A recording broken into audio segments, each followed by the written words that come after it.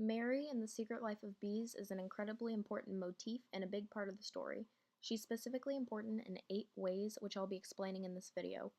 We know she's reoccurring, but how is she important? The first way she is important is relatability and the introduction of a divine purpose. On page 2, the bees showed up like the angel Gabriel appearing to the Virgin Mary.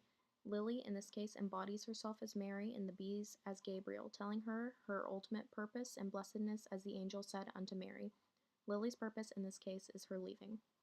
Secondly, Mary represents gender equality and revolution. On page 58, it says, "She persuaded her son, practically against his will, to make water into wine."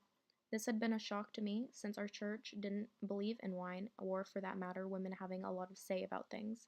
This text shows how women in the 60s weren't taken seriously and how they weren't given a say.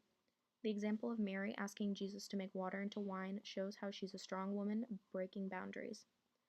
The third way Mary appears as a motif is as the Black Madonna. The idea of a Black Madonna is introduced on page 63 and is the name of the Boatwright Sisters Honey Company.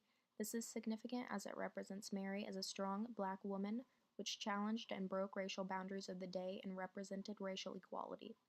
Relating to point 3, the Black Mary represents the end of catharsis and the acceptance of situation. Lily, looking at the statue of Our Lady of Chains on page 71, remarks, "That's what the Black Mary did to me, made me feel my glory and my shame at the same time." Lily realizes the situation she is in and is flooded with new emotions about her mother, T-Ray, and breaking Rosalind out of jail after the cathartic state she was in after she ran away and wiped her slate clean. The fifth way Mary is significant is as a strong female leader. We see the moon and sisterhood as examples of this as well, but Mary is by far the strongest. On page 90, at the Sisters of Mary meeting, August says, "Hail Mary, full of grace, the Lord is with thee. Blessed art thou among women." This quote directly says that Mary is blessed among women, showing female might and the importance of femininity.